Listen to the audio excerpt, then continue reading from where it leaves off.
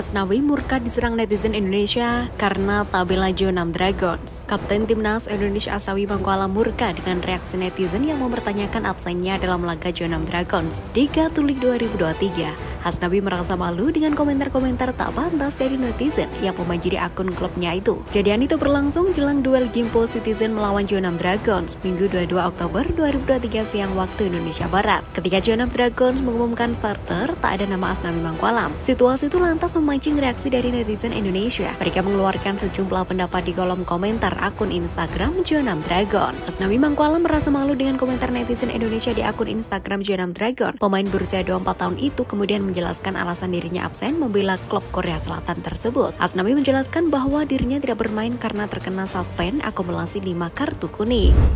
Timnas Filipina mata-matai Timnas Indonesia lewat pemain-pemain di Liga 1. Charlie De Murga mengakui diminta untuk memata-matai kekuatan Timnas Indonesia lewat Liga 1 2023-2024. Back Timnas Filipina itu bisa jadi akan diandalkan pada putaran kedua kualifikasi Piala Dunia 2026 zona Asia. Jelang putaran kedua kualifikasi Piala Dunia 2026, Filipina memanfaatkan pemain mereka yang berkarir di Liga 1 untuk memata-matai kekuatan Indonesia. The Azkals menjadi salah satu lawan di putaran kedua bersama dengan Timnas Irak dan Timnas Vietnam. Laga Timnas Filipina versus Timnas Indonesia akan terjadi pada pertandingan kedua Grup F kualifikasi Piala Dunia 2026 zona Asia 21 November 2023. De Murga amat optimis menatap laga tersebut selain akan tampil di kandang sendiri. De Murga menyebut banyaknya pemain Filipina yang bermain di Liga 1 dijadikan sebagai keuntungan. Baik Barito Putra itu mengaku akan terus memantau pemain-pemain Timnas Indonesia sepanjang pertandingan di Liga 1.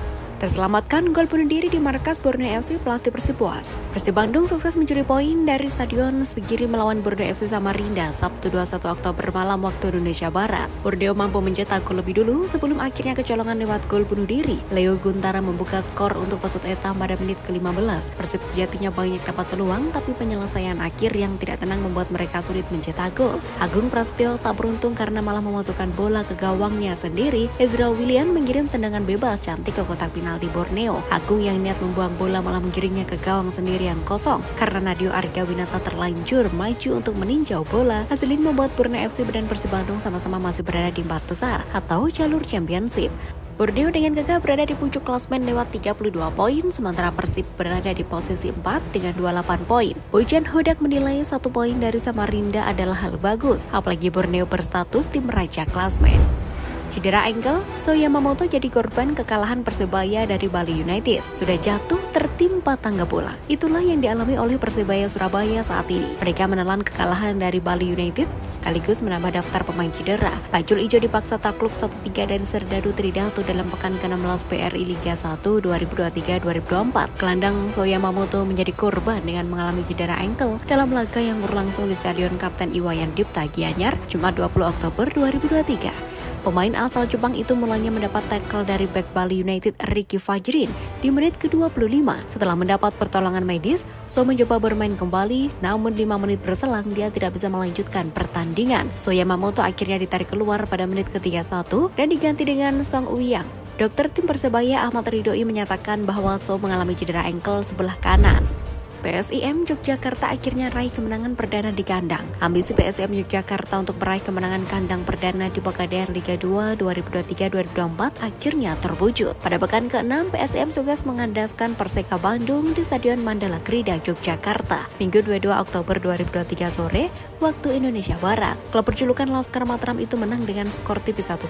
Ini menjadi kemenangan keempat secara beruntun yang diraih Laskar Mataram pada putaran pertama fase grup Liga 2 musim ini. PSIM berada di posisi kedua grup 2 dengan 13 poin, hasil dari 4 kemenangan, sekali imbang dan kalah. Mereka punya poin yang sama dengan FC Bekasi City yang nangkring di puncak klasmen grup 2. Namun PSIM Yogyakarta kalah head to head karena pada partai pembuka takluk 2-3 dari Bekasi City. Pesaing Timnas Indonesia U17 cari modal wujudkan impian besar. Panama U17 melakoni 3 pertandingan melawan tim nasional di kelompok usia yang sama selama menjalani TC di Turki. Kapten Panama U17 Jurel Nadrida berharap pemusatan latihan TC di Turki bisa menjadi modal bagus buat mereka dalam mengarungi Piala Dunia U17 2023 yang berlangsung di Indonesia pada bulan depan. Panama masuk ke grup A bersama Indonesia, Ekuador, dan Maroko. Panama pernah meraih hasil bagus ketika mereka sukses menembus 16 besar pada edisi 2011. Namun penyelenggaraan 2013 menjadi penampilan terakhir Panama di Piala Dunia U17 sebelum kembali ambil bagian pada tahun ini. Meriahnya Tour Trophy Experience Piala Dunia U17 2023 di Bandung. Tour Trophy Experience Piala Dunia U17 2023 di Cikapayang Dago Park Bandung berlangsung meriah. Terbukti ribuan orang hadir kegiatan tersebut pada Minggu 22 Oktober 2023. Selain menghadirkan pemain Persib, Abdul Aziz, para mantan penggawa Maung Bandung itu juga turut memeriahkan Tour Trophy Experience Piala Dunia U17 2023 di Bandung. Mulai dari Ajat Sudrajat, Robi Darwis, Yaris Riyadi, Cecep Supriyantna, hingga Zainal Arif. Wakil Ketua PSSI Ratu Tisa Destria menyampaikan rasa terima kasihnya kepada masyarakat Jawa Barat, khususnya Kota Bandung, apalagi kesiapan panitianya juga sangat baik. Ratu Tisa juga memastikan stadion yang terpilih menjadi tempat penyelenggaraan Piala Dunia U17 2023 akan segera disterilkan pada 27 Oktober 2023. Tujuannya kondisi lapangan bisa berjalan dengan baik. Pelatih Irak bicara kelemahan timnya bisa jadi celah bagi timnas Indonesia. Pelatih Irak Hasan Ahmed bicara soal kelemahan timnas Irak. Ini sekaligus menjadi kritik bagi pelatih singa Mesopotamia, Jesus Casas. Hasan Ahmed angkat suara menyusul kiprah timnas Irak di turnamen 4 negara di Yordania. Di laga pertama, Irak kalah lewat babak penalti dari Qatar setelah bermain imbang 0-0.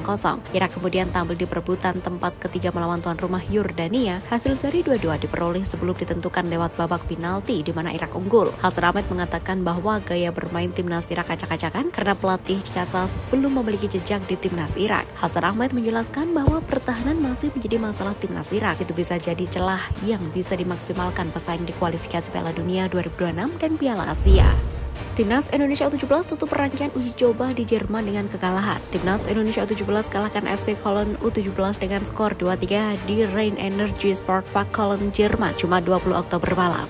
Laga itu menutup rangkaian uji coba yang dijalani Timnas Indonesia U17 selama di Jerman. Sejak TC di Jerman dimulai pada 18 September, Timnas Indonesia total menggelar 7 uji coba dengan rincian 2 kali menang atas SC Paderborn 1-0 dan VfL Osnabrück U19 2-1, 1 kali imbang dengan SV Meppen U17 1-1 dan 4 kali menelan kekalahan dari TSV Meersburg U17 0-1, Eintracht Frankfurt U19 kalah 0-3, Mainz U19 0-3 dan FC Köln U17 2-3. Skuad Timnas Indonesia dijadwalkan kembali ke tanah air pada Senin 23 Oktober melalui Frankfurt. Setelah itu tim Merah Putih akan menggelar persiapan akhir sebelum Piala Dunia U17 2023 digelar pada 10 November sampai 2 Desember mendatang. Dukungan untuk Palestina mengalir di pembukaan ASEAN Para Games. Pembukaan ASEAN Para Games 2023 telah selesai digelar di Olympic Sports Center Stadium Hangzhou Minggu 22 Oktober malam. Salah satu momen menyentuh dalam pembukaan ini adalah ketika penonton bergemuruh saat kontingen Palestina tampil melakukan defil atau parade.